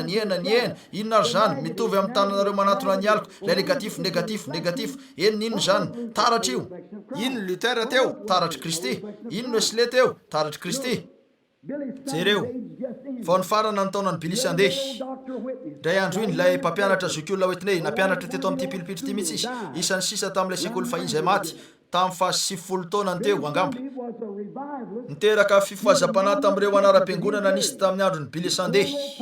tsy mba natatahotra izy fa nijoro teo sady nika hoe ianareo metodista rehetra midiry eo amin'ny lalanety, ianareo mpitoroteny sy ny sisa, ianareo batista rehetra midiry amin'ny lalanety, ianareo presbyteriana tsy nanatahotra izy ny Billy Graham tamin'ny androny. Mario tamin'ny fotoana nanana an'io anaram-piangonana io ny fifohazam-panahiny mihitsy inona no nitranka nisy fifohazam-panahy teo amin'ny filazantsara feno tonga teo Rira Labosorf, Smith Wigglesworth sy ny mpampianatra Price McPherson izy rehetra jereo Smith Wigglesworth dia maty tamin'io alina io maty ny apitsy maraina niny mpampianatra presse tsy ampy 4 ora dia efa teo amin'ny sanasa ankehitriny efa tonga ny farany ho jereo eto tsy mandre firy ny a Billy Graham intsony ianareo tsy mandre firy ny amin'ny Oral Roberts intsony hitako fa miatsireny fivoriko inona ny olana eo amin'ny farany sika taona hafa indray fomba ahoana ny mpihirany Billy Sunday sy ireo hafa ireo voatapitra ny fifohazam-panahy lehibe teo amin'ny Moody dia nipoitra izy ireo ovinany mpihirany Moody voatapitra ny fifohazam-panahy ny Clocks ovinany mpihirany Clocks voatapitra ny fifohazam-panahy Finney taoriny Calvin taorina Wesley ary Wesley taorina ny Luther toy izany hatrany nandritra ireo taona rehetra ireo raha vao misy fifazam-panahy tapitra dia manangana hafa indray Andriamanitra ka mamoaka hazavana bebe kokoa toy tahaka izany fotsiny hatrany ankehitriny eo amin'ny faran'izao fotoan'izao sika ny olona rehetra dia samy niandry fiavian'i Kristy tamin'ny farany vanim-potoanany saingy maro ny zavatra tsy maintsy mbola nandrasany ny fiverenan'ireo jiosy ireo sambo-danitra eny amin'ny habakabaka sy ireo zavatra rehetra hitantsika ankehitriny nefa eo amin'ny farany sika izao eo sika izao fantatra izy ireo fa ilain'ny fiangonana ny mandray hery mba anatanteraka an'ireo asa nataon'i Kristy amin'ny fiangonana satria ny aloka rehefa mihamanakaiky hatrany ka manome taratra kokoa maka aloka arakaraka ny analavirana ny aloka no tsy hanomezany taratra tsara loatra mihamanakaiky ny aloka afaka kelikely manakaiky an'ilay azo ka lasa iray amin'ilay aloka eny niasa tamin'ny fanamarinana teo amin'ny Luther ny fanan'Andriamanitra fanamasinana teo amin'ny Wesley batisa ny fanamasina teo amin'ny Pentecoste ary indro izany amin'izao andro faran'izao fa eo ampanantanterahana sy eo ampanaovana zavatra mitovy tamin'izay nataony fony izy tao amin'ny Kristy inona ary zany tonga iray ny fiangonana sy Kristy ary raha vao tafakambana izy ireo amin'ny fifanohizana farany io dia nivatsivany lanitra amin'ny fiobiny izy io hitsangany Wesley Luther sy ny hafa rehetra tamin'ireny taona fahiny ny voalohany farany ny farany ho voalohany dia isy ny fitsanganana eo amin'ny andro farany sika enoy fa izay no nataon'ny fanahy masina ilay fanahy masina tamin'ny alalan'ny fanamarinana hitanareo dia aloka kely ny amin'izany fotsiny ilay fanahy masina tamin'ny alalan'ny fanamasinana dia aloka nanakaiky kokoa ny amin'izany ny fanahy masina tamin'ny alalan'ny batisany zany aloka nanakaiky kokoa fa ny fanahy masina amin'ny alalan'ny fampidinany maizy azy tenany mihitsy ankehitriny no manao andreo famantarana sy fagagana tony nataony tany am-piandohana voninahitra mety atsa hoe olirolery ianareo angamba koa dia tsara ho anareo nanomboka dia izao enora lahy eno izao fen'olona tabatra rehetra tsy misy madio toerana izao no ampianarana fahalalana izao no atao mahafantatra ampafantarina fampianarana ireo zay vao mitazana sy vao nitsahanony va tsy hoany zazamena kely zazamena presbyteriana zazamena metodista zazamena pentekotista zazamena luteriana zazamena nazeriana fa mila olona vonina ny saraka amin'ny nono ka inana vetikanina izy ty ary le izy fa didy anampy fitsipika anampy fitsipika kely ety ary kely ery eny amin'ny molotra miambakavaka sy amin'ny fiteny baiko no itenenako amin'ity fireneny ity zay nilazany hoe ity ny fitsarana ampitsaro ny reraka ary ity no famelombelomana nefa tsy nety ny aino ireo ny fanahy masina motsy zany mihitsy ny fomba natongavany fanahy masina tamin'ny andro Pentecoste efa faminaniana 2700 taona talohan'ny aviany zany ino zany fa teo tamin'ny andro Pentecoste tena tonga araka zany nisy laza fa ny fitandremana ny andro sabata tsy hoe manda na manamaivana ny fiangonana na ny fivavahany olona ny tenako fa hoy aho ilay andro sabata lay sabatan'Andriamanitra no andro fitsarana ity ilay andro fitsarana ity no fitsarana hoy izy ampitsaro ny reraka ity no izy amen ho didy anampy didy zany fitsipika anampy fitsipika ity no fitsarana inona moa ny fanahy masina lay fitsarana makanesa ty amiko ianareo rehetra zay miasa fatratra sy mavesatretana fa zaho no hanome anareo fitsarana inona izy io ilay anankiray izay miditra ao anatinareo manome fiadanana anareo famantarana ho anareo mpananatra ho anareo mionona mitsahatra vita tombo-kase tahaka ny ahoana anareo famantarana zany fantatry ny olona fa nisy zavatra nitranga taminareo inona zany mpananatra izy io inona zany tombo-kase mitsahatra ianareo manana solovava ho anareo zany raha ianareo misy zavatra mitranga aminareo misy zavatra misolo tenanareo avetrany eo hitanareo manao fanelanelana ilay fanan'andriamanitra velona ho amfiangonana zany araka ny faminaniana ny amin'ny tokony ho maizy azy rehefa ho avy zany ho vitsaharana mandrak'izay io tsy misy fetra nanao an'izao tontolo izao andriamanitra Hebreo 4:7 nanao an'izao tontolo izao andriamanitra ka nitsahatra tamin'ny andro fafito mariny zany niverina ny andro fahavalo teo amin'ny nomeny jio sy ny fanekeny zany nandritra ny fotoana anankiray mariny zany saingy nandeha izy ireo ary nitsahatra indray andro dia miverina amin'ny andro voalohany amin'ny herinandro indray manomboka vaovao indray manomboka tsy io fitsaharana io no nyresan'andriamanitra eto rehefa nanao an'izao tontolo izao tao anatin'ny eninandro andriamanitra rehefa nandeha nitsahatra izy dia tena nitsahatra tokoa mariny zany vitany amin'io tsy niverina nanomboka indray akory izy tamin'ny andro fahavalo aloka ihany zany eny tandidona tahaka ny volana eo amin'ny masoandro zany fa rehefa miposaka ny masoandro dia tsy ilaina intsony ny volana ankehitriny Mario ty ao amin'ny apokalipsy 1:10 ilay vehivavy nanana volana teo ambany tongony ary masoandro nanodidina ny lohany afaka makivaky ny baiboly rehetra sika mba nehoana aminareo hitanareo kanefa ino zany rehefa nilaza ny baiboly ao amin'ny Hebreo 4:7 raha nanome andro fitsarana ho azy ireo Jesosy dia onilaza izy tao aoriany zany onilaza andro fitsarana iray izy andro toy inona ary no nambarany fitsarana makanesa ty amiko ianareo rehetra zay miasa fatratra sy mavesatretana fa izao no anome anareo fitsarana Matthieu 2:12 jereo avy eo hitatsika fa rehefa manatona azy sika satria izy hoy ny Hebreo 4 izay tafiditra ao amin'ny fitsaran'i Jesosy io no mitsahatra tamin'ny asany araka izao tontolo izao tahaka an'Andriamanitra nitsahatra tamin'ny azy ka rehefa nanao izao tontolo izao izy dia tsy niverina teo amin'ny intsony hatramin'ny novinana ny sina tombo-kaseny fanamasina anareo hatramin'ny andro fanavotana anareo zay io fitsarana io fampiononana solovava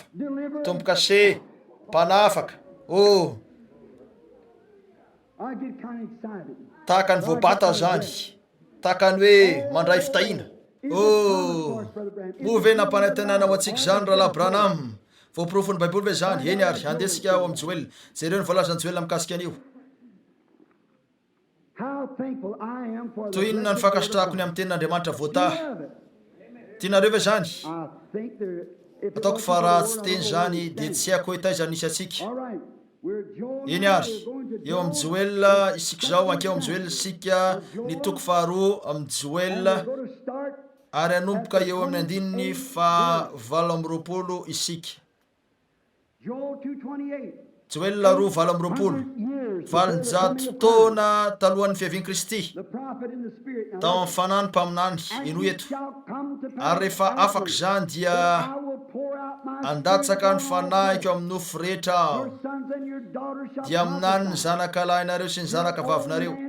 ny lahy antitrareo any nofy ary ny zatovinareo ahita fahitana ary na dia ny mpanompo lahy sy ny mpanompo vavy aza dia andatsahako amin'io andro io andatsahako amin'izany andro zany ny fanahiko ary anisy fagagana eny amin'ny lanitra ambony sy ety amin'ny tany aho raha afo ary setroka mitankosina ny masoandro ampidiana ho azy ary ny volana ora alohany atongavany andron'ny tompo izay sady lehibe no mahatsiravina ary amin'izany nazovo no iantsony anaran'ny tompo dia ho afa mandositra ino Joel tsikartrareo ve niasa roa fa ny raisiny Petera io andininy io hoy izy ry rahalahy Israelita enohy ny teniko tsy mamakory reo olo reo vo izy tombo-kase ny onona ny avaka vita marika reto olo reto tsy mamo araka ny hevitrareo tsy akory reo niasa roa fa vao ora fahatelo ihany zao andro zao fa izao lay nampilazaina ny mpaminany Joel hoe amin'ny andro farany no andatsahako ny fanahiko amin'ny nofo rehetra ino zany inona moa ny fanahy masina eny ary ankehitriny andeha hijery hafa indray fampanantenana ho an'ny mpino izany izy io ankehitriny io fanahy masina io hitatsika eo ny maizy azy andraso kely ho an'iza no nampanantenana azy ho an'ny mpino eny andesika akao amin'ny Lioka 4:20 amin'ny Lioka enohy ny voalazan'i Jesosy tamin'ireo teny ny farany talohan'ny alany teto tany the 24th chapter. Luka toko 5:20. And you just taking this down now. Aroanareo mandray an'izany antsoratra eto, azonareo raisiny zany ka dinio rapitso rehefa manam-potoana kokoa ianareo. Now, Luke 24:49. Ankehitriny Luka 4:27. Enoho ny fanambaran Jesosy tamin'ny farany rehefa niakatra ho any amin'ny voninahitra izy ny fiakarany dia ireto ny teny nolazainy tamin'ny mpianatra: indro izaho mampitondra ny teny fikasany raiko ho anareo. Teny fikasana inona? The seal, Lay tombo-kase, the sign, lay the famantarana, comforter. lay mpananatra All these things sy that ireo zavatra rehetra andresahako teo times thousands more. amanarivony ankoatra izany koa izaho mampitondra ny teny fikasany raiko ho anareo. Teny fikasana inona? Lay nolazainy Isaia fa ho tonga. Amolotra miambakambaka sy amin'ny fiteny baiko no itenenako amin'ity firenena ity, andefa ny fitsarany ho anareo aho. Andefa ny lay nambarany Joel fa amin'ny andro farany ho Andriamanitra nandatsahako ny fanahiko aminareo. Andefa aminareo aho ka tonga ny firenena rehetra, ny vahoaka rehetra trao Jerosalema, ampiditra ny taranaki Abrahama ao ambanin'ny fanekeny io aho.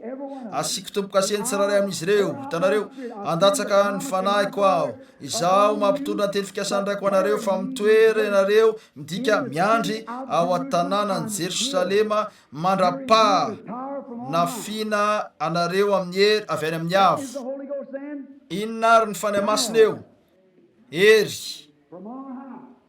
avy any amin'ny avo, Not power from the bishop, tsy hery avy amin'ny eveka, not power from the church, tsy hery avy amin'ny fiangonana, but power from on high. fa hery avy How amin'ny does avo. power come? Fomba ahoana ny avy ny hery io? Ny fikambanana amin'ny fiangonana ve? Manao fiakiana aminareo ary milaza ianareo hoe marina zany. Joining the church, shaking Ny hands. fikambanana amin'ny fiangonana ve? Ny fandraisan-tanana mpitory-teny ve? Tsy tompo. Sticking out Ankehitriny the ho anareo tongue for the katolika first communion. amin'ny fitrangana lela rehefa mandray kominio voalohany ve? Tsy tompo. Come. Fomba ahoana ny avy zany? Lay hery avy any amin'ny avo. Let's read a little farther. Andesika maka lavidavitra. Go to Acts 1. Andesika akao amin'ny asa ray valo. Sitting together now. Niara-niangona Now izy they ireo were teto. speaking of Jesus. Eny resaka ny amin'ny Jesosy izy ireo rehefa niara-niangona ka nanendry anankiray hafa isolony toeran'i Judasy. Asa ray valo. Fa azo hery ianareo amin'ny latsany fanahy masina aminareo. Inona? Dia tonga mpikambanao amin'ny Brana Tabernakla ve? Tsia. Dia tonga mpikambanao amin'ny fiangonana metodista, fiangonana katolika presbyteriana. Tsy zay no amin'ny baiboly. Fampianarana ataon'olombelona zany. Fa azo hery ianareo rehefa tonga mpitoro-teny, tsy tompoko. Azo hery ianareo rehefa manana ny maripahaizany ahitsoratra, tsy tompoko. Azo hery ianareo rehefa manana doktora ny teolojia, tsy tompoko. Azo hery ianareo rehefa vita batisany rano, tsy tompoko. Azo hery ianareo rehefa avy nandray ny kominia voalohany, tsy tompoko. Hitanareo, zavatra vitan'olombelona zany rehetra zany. Eno izay voalazan'ny baiboly, izao voalaza Jesosy. Azo hery ianareo amin'ny latsany fanahy masina aminareo. Inona ary ny fanahy masina? La hery. Ary aorian'izany, ho vavolombeloko, ianareo 12 fotsiny. Vavolombelona ao Jerosalema ihany. Ho vavolombeloko ianareo any Jerosalema, Jodia, Samaria ary hatramin'ny farany tany. Ireo izay tsy mbola voakasika zany. Ary rehefa nilazany izy, dia nakarina izy raha mbola nijery izy ireo ary nisy rahona nitondra azy tsy hitany masony intsony izy. Ankehitriny, avadio amin'ny pejy ambadika. Jereo ny fahatanteran'ireo faminan'indreo. Ary tonga ny andro Pentekosta izy ireo ray.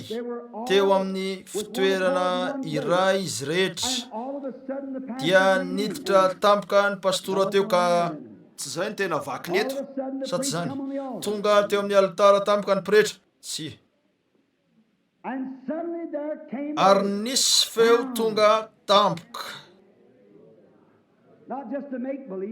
Tsy hoe modimody fa teo zany. Nisy feo. Nisy mpitory-teny nanatona ny varavarana.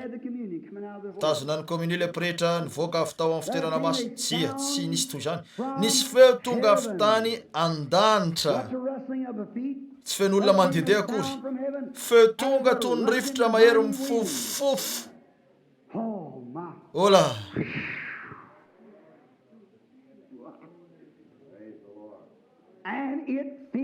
Ka nanenika lay trano niangonany. inona moa ny fanahy masina teo ny nandraisan'izy ireo hery teo ny tokony nandrasan'izy ireo zay no zavanytranga rehefa nataony zany efa faminanina hatramin'ny genesis zany rehetra zany efa hatramin'ny abrahama no hoe ho avy zany sy ny fomba iaviny ary reo vokatra isy inonareo nampanantenaina ho an'ny fiangonana ho an'ny mpino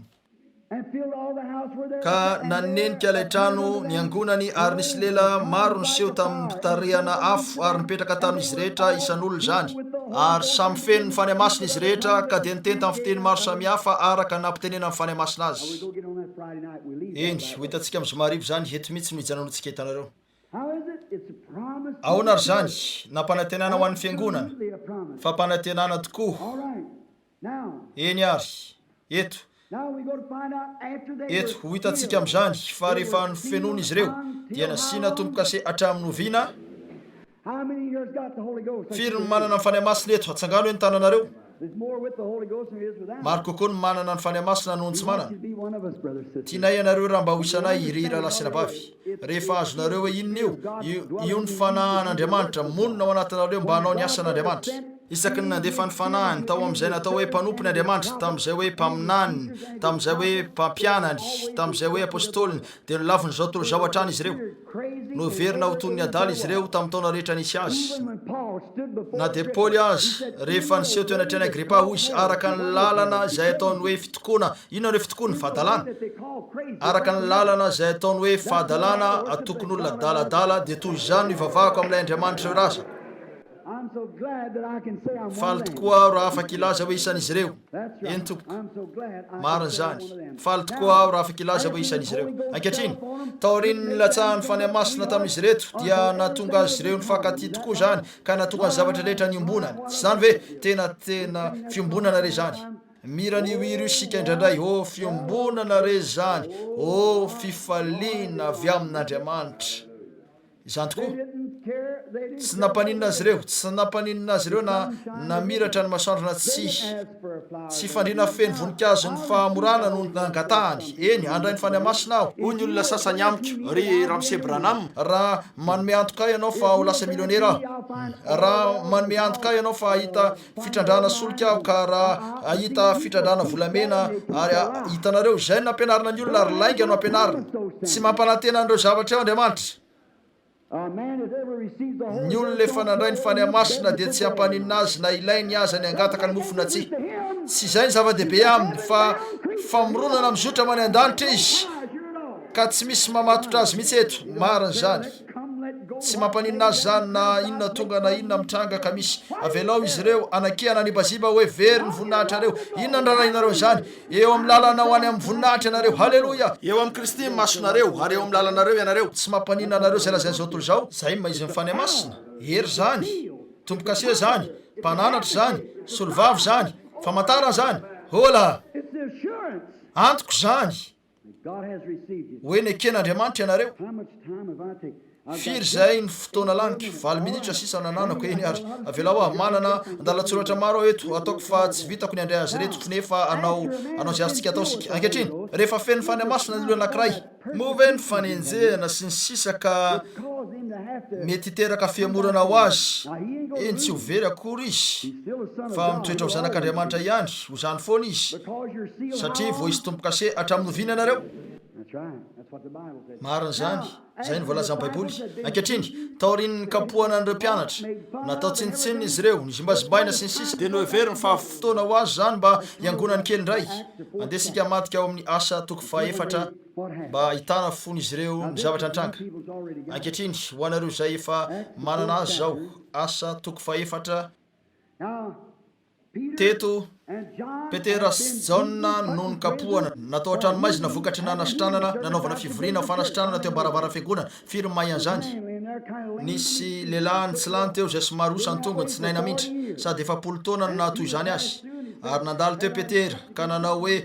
nanolotra ny kapokany izy io mba azahoany zavatra amin'ny kapokany hoanina ary nasehoan'ny Petera fa mpitoroteny fen'ny fanahy masina izy fa tsy hoe manambola hoy izy tsy manambola na volamena aho hitanareo tsy niany amin'izany izy fa izy dia famoronana mizotra ho any an-danitra iriko tokoa raha nanana fotoana nandrina zany eto hitanareo nizotra ho any an-danitra izy nandray fampinonana nanana ny fanahy nanana ny hery nandeha teny izy ka nanao hoe tsy manambolana volamena aho fa zay nanako nomeko anao azo antoka fa ora lehilahy mananinona ianao tompoko manam-pinoana aho misy zavatra vao nanompoka atao poko 10 andro lasa zahay tao amin'ny efitra ambony ry aho ary tampoka teo ny teny fikasana rehetra nataon'Andriamanitra niara-nandeha telo taona sy tapany tamin'i Jesosy Kristy aho niara-nanjony taminy sady nahazo trondro nataoko reto zavatra hafa rehetrareto ary nahita azo nanasitrana ny marary aho za laza tamiko hatrany izy hoe ato amiko ny ray fa raha andeha aho dia ho ao anatinao izy koa dia tsy nazava tamiko io nefa ozy ankehitriny tsy ny fahazahoanao an'izany no andrasako aminao tsy mahazava aminao reo zavatra eo fa raisy fotsiny zany nazaza mbola tsy mahazo an'io ary aza manao amiko hoe mahazo ianareo satria tsy zay hitanareo koa tsy vitako ny azo an'izany tsy haiko hazavainy zany fa ny zavatra tokana fantatro ananako le izy fa hoy fotsiny ianareo tsy ara-scientifique zany tena zany tokoa jereo reto jiro reto rehefa nahitan'io Benjamin Franklin hoy izy azoko le izy tsy fantany hoe inona ny nananany saingy nananany zany ary tiako isy olona hiteny amiko androany ariva hoe inona ny herinaratra mbola tsy fantatra izy ireo zany hatramin'izao nefa nanantsika io amen marina zany tsy misy olona mahay ny maizy ny herinaratra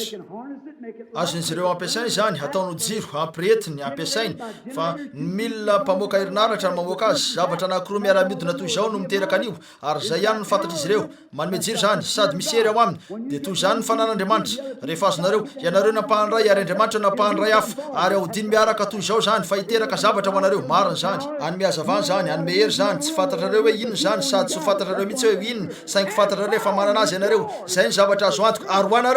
anareo zany io lay antoko marina zany maneho inona io hazavany io misy antoka eo amin'ny mazava ankehitriny mario ty ankehitriny tsy fantatrareo hoe ino zany kanefa o reto olona reto fa nisy zavatra fantany olazain'izy ireo fantatsika fa olona tsy ampianarina izy ireo adaladala hafa indray hitanareo toy ny lazany ty tovolahy Alemanina na izy azy hitanareo hoy ireo sady tsy nampianarina no tsy mahay lalàna nefa niaraka tamin'ny mpanjony io mpandrafitra teny io zay natao hoe Jesosy tena zany tokoa satria ny zavatra nataony ihany nataon'izy reto za iny maizin'ny fany masina Jesosy mivelona ao am-mpanjony tsy nampianarina mpandrafitra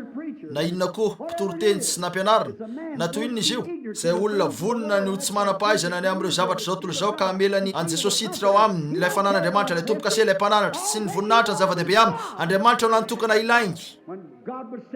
rehefa nametraka ny lamin'Andriamanitra dia hoy izy ianareo levita niantso anareo aho ka nanao anareo mpisorona ny rahalanareo rehetra ny hafa ny foko 12 tsy zay ny foko 110 hafa no andony ampafolony aminareo rehefa manana pomaitsivy mifamarina anareo dia arotsay ho an'le vita ny ray famarina rehefa mampandalo ny ondronareo eto amin'ny lalatsara etonareo dia aloavy ny ampafolo ny ondry tsy maninony zany na anankiray kely na lehibe na matavy na mahi an'le vita zany ankehitriny ry le vita rehefa azonareo zany rehetra zany dia anome ny ampafolo an Jehova koa ianareo anao fanatitra ivaieva fanatitra sandritra ireo karazana fanatitra rehetra omenareo an Jehova ny ampafolo hoy izy ry Mosesy ny aminao kosa izao ny anjaranao ola hoy izy izao ny ampahany mahafapo anao ary zany ny fany masina ho an'ny fiangonana ankehitriny tsy manambolana volamena aho fa misy ampahany mahafapo ananako aleloia raha ny fianarana zara raha vitako vakiny ty boky ty nefa ananako ilay ampahany mahafapo tsara zany raha ny diplôma doctorat tsy misy ananako doctorat ny filozofia na doctorat ny lalàna na ny hafa koa nefa misy zavatra iray ananako ilay ampahany mahafapo izay ilay anjara tiako zay no anjara tian'Andriamanitra nananareo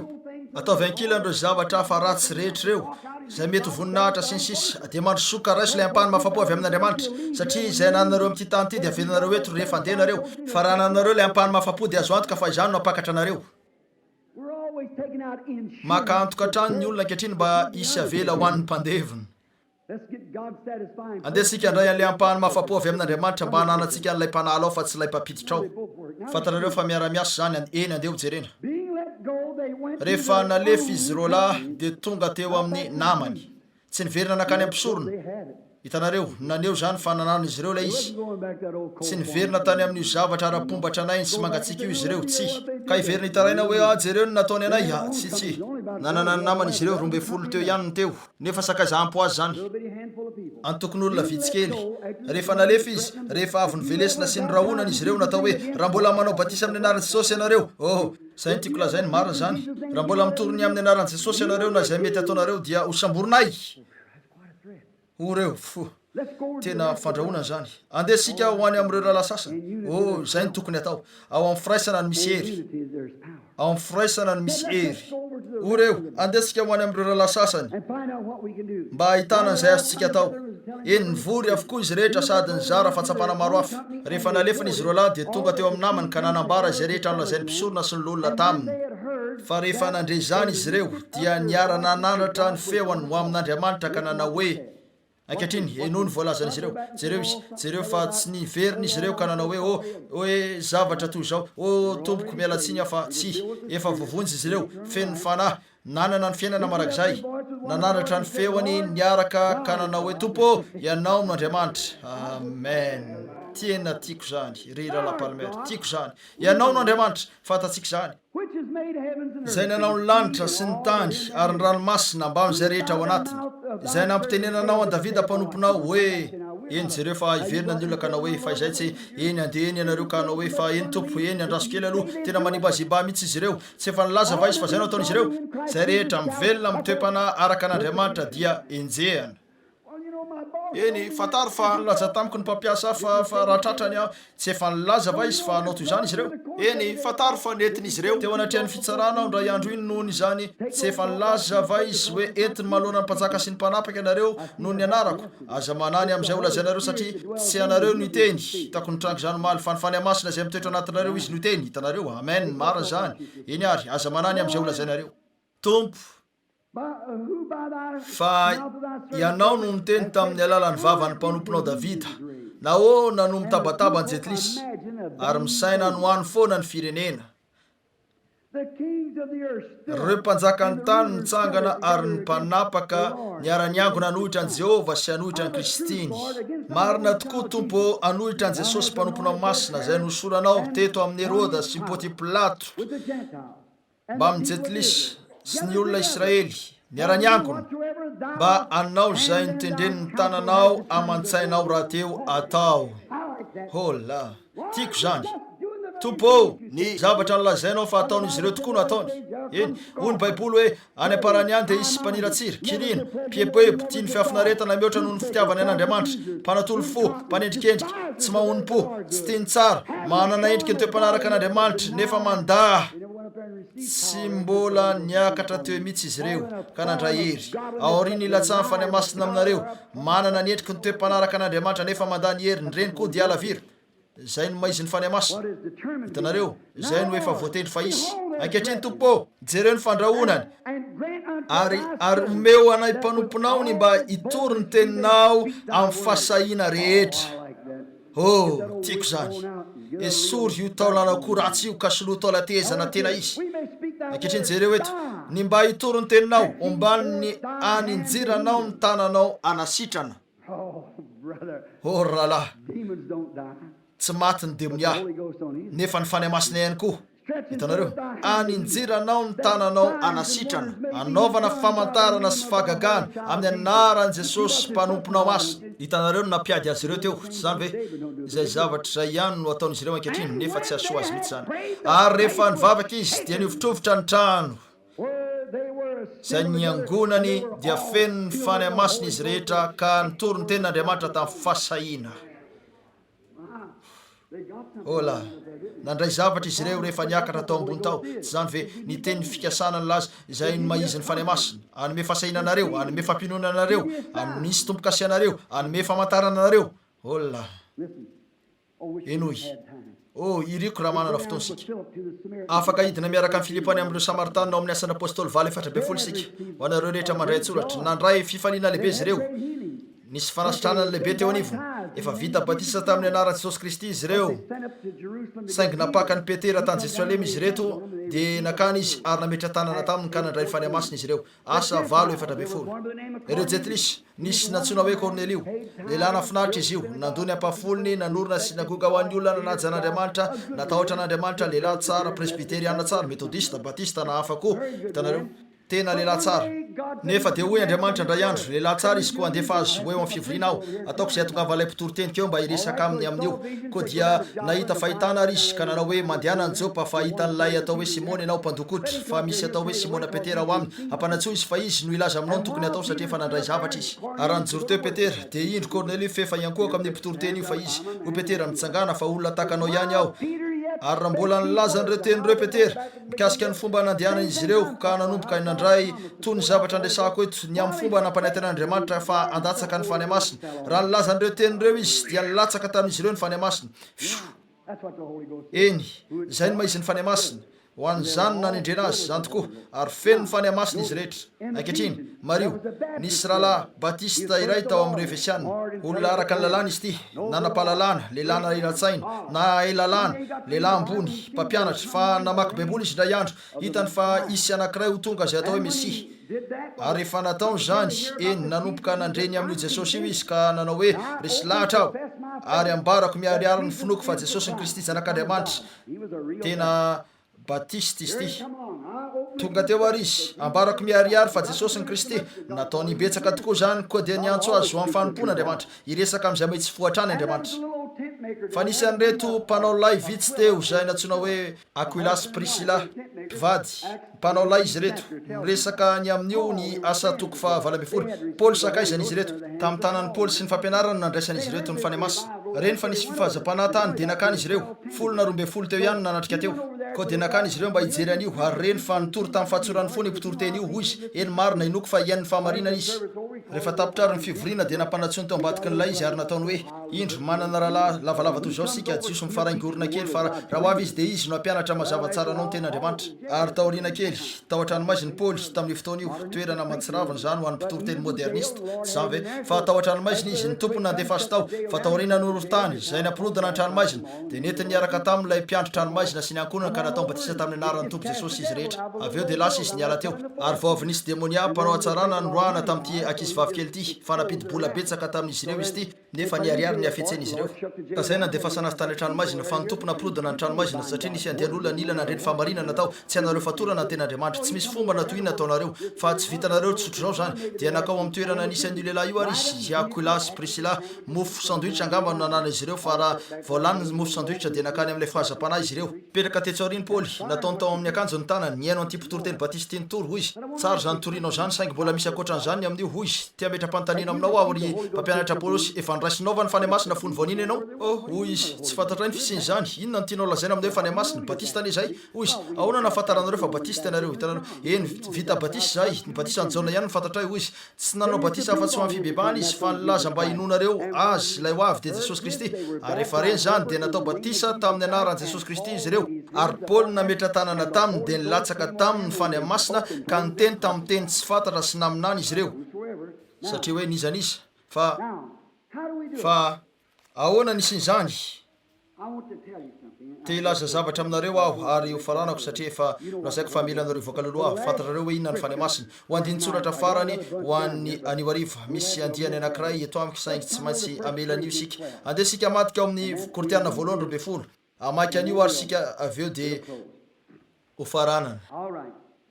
eny ary Kortiana 8:20 firy ny mino ny fampianarany Masida Paoly eny hoy izy ao amin'ny Galatiana 2:9 raha misy anjely mampianatra zavatra hafa aoko vozina izy toy inona raha mpitory-teny raha misy anjely midina avy any an-danitra ka mampianatra zavatra hafa aoko vozina izy hitanareo aza mifampiraraha amin'izany mihitsy ankehitriny jereo Kortiana 8:20 firy ny mahafantatra fa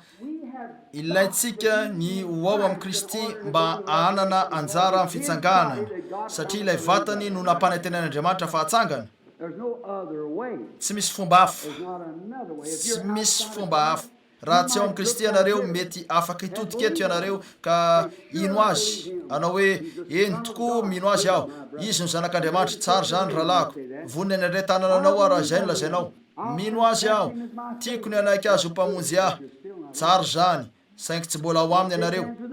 andray tanana ny mpitory-teny aho hibebaka amin'ny otako mbola tsy zay no hoe ao aminy ankehitriny Mario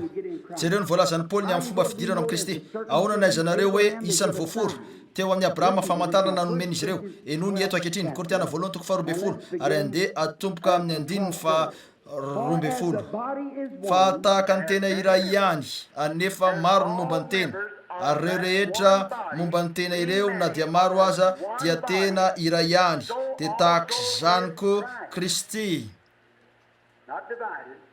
tsy voazarazara iray enoy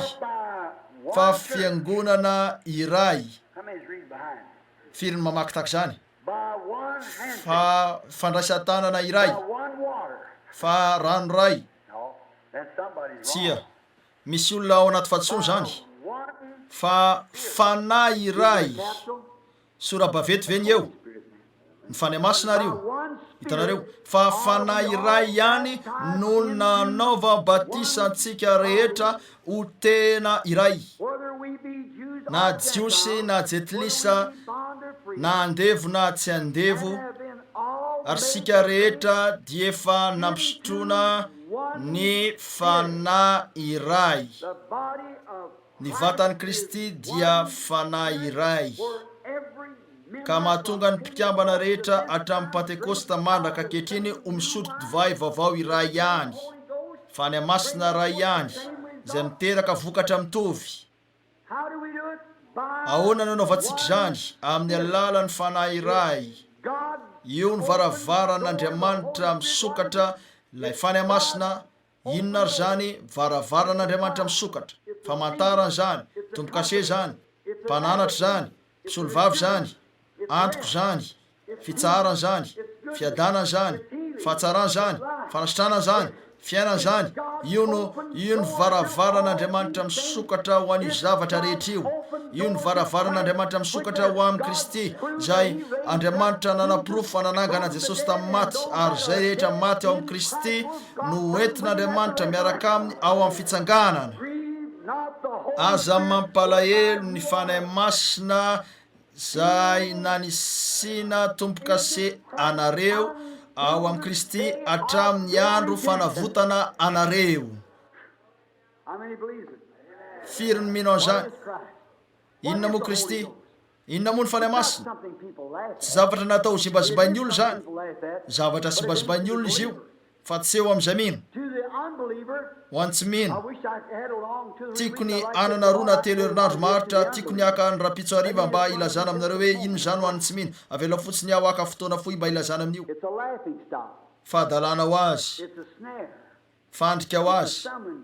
vaty matavitona ho azy fahafatesana ho azy fisarana mandrakizay amin'Andriamanitra ho azy tsy azoko eritrereto natsotro zao hoe inony zany raha ho an'ny tsy mino tsaro fa lay orana ray ihany mizimbazibain'ny tsy mino no orana namonjena ny Noasy ny fianakaviany hitanareo ilay fanahy ray ihany fanahy masina zay zimbazibain'ny olona ka lazany hoe adala andehan'olona adaladala fahadalana zany hoe dia io zavatra io ihany no ampakatra ny fiangonana ka anaingy azy amin'ny andro farany sady hitondra fitsarana eo amin'ny tsy mino marina zany zay ny maizy ny fanahy masina sambatra izay mamelahy ilaza an'izao amin'ny fahatsorapoko sambatra izay nona sy mangety ahetsy zany satria ovokisana izy ireo iresaka sika rapitso arivany amin'ny fomba inona no ataony rehefa tongo zany ankehitriny firy no te andray ny fanahy masina eto ka tiany raha isy vavaka ho azy mba ahitanareo ny hazavana fantatrareo hoe ino zany eny rapitso ariva ho hitantsika hoe inona no ataony avy eo ny fomba fandraisana azy amin'ny ariva manaraka avy eo dia ataontsika zay antsona ny olona androna lalana ny olona ary akao amin'ny efitra avy hatrany ary hijanonao mandritra ny krismasy rehetra raha ilainy zany mariny zany mandrapatonga ny fanahy masina ary hiditra amin'izany sika araka ny fototra mafy iorenan'ny baiboly hiditra amin'izany sy andray an'izany toy ny nampanantenana Andriamanitra azy sy ny latsahany tamin'ny voalohany sika ny anao an'izay ny mahito antsika izao tsy mampaninony zay mety olazay miafo isika ny ten'andriamanitra ny tonga lohany atao-poko mariny zany ary tiako zay efa man'andriamanitra ho a raha misy zavatra fa sokafo ny lanitra tompo satria misokatra ho amin'izany ny foko mariny zany firy ny mila azy atsangano ny tanana ankehitriny atao hoe mivavao ah koa eto raha mbola mitsangana ihany ny tananareo ray any an-danitra lava ny fampianarana nataonay nefa eto ny fanahanao indreto misy tanana mitsangana ankehitriny sady fantatra izy ireo hoe inony zany fantatra izy ireo hoe midika ho inona ny fany masina mangataka ao Andriamanitra alohan'ny fiafarany reto fivoriany reto tsangana ane reto tanana rehetroreto ka aneo fanandray azy ekeo zany tompo mivavaka ho azy ireo zahay mangataka anao mba hita azy ireo ka anome azy zay irin'ny fony jereo ny tanany tompo tianao izy ireo ilain'izy ireo zany fantatra izy ireo fa tsy vitany ny andeha raha pitsoariva raha anampy ahy ianao tompo dia ho azonay hoporofona misolatra masina fa tsy hoeo am'fampakarana mihitsy izy ireo raha tsy manana azy koa mangataka ao raha eo ny anomezanao anoanana setaheta azy ireo mba hahafahano fenona entiko eo aminao izy reto ankehitriny raha eo ary ekeo reto fitahiny reto raha mangataka zany amin'ny anaran'i Jesosy zay amen tiako izy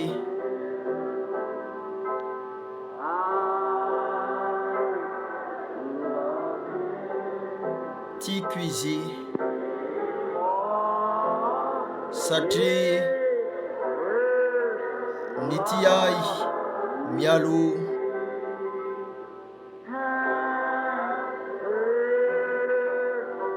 ka maty ho famonjena ahy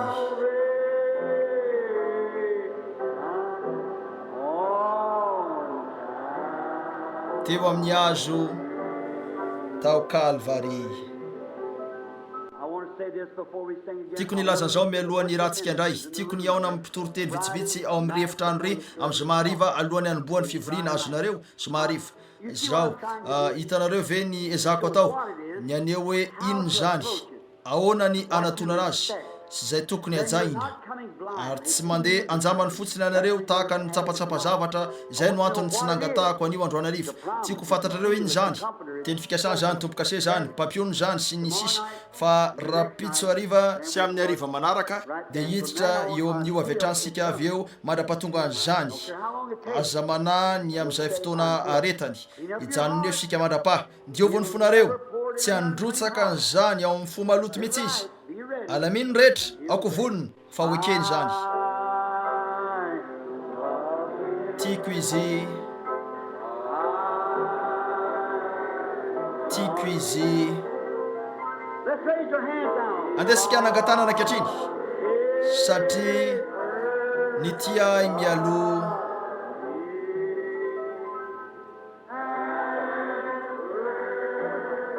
ka maty ho famonjena ahy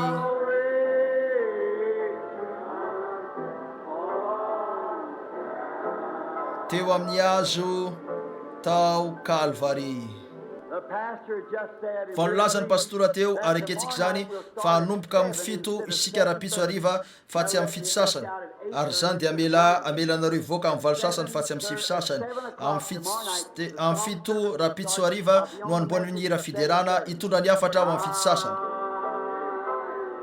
tiako izy resiny mosaraka faofao azy tiako izy raha vao fotsiny fanao mazatra eto satria ny ty ahy mialo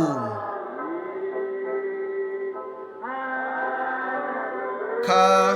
maty ho famonjena ahy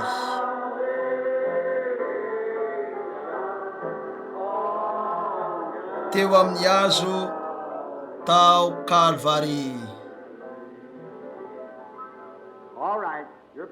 eny ary ny pastoranareo ankehitriny raha lany vilona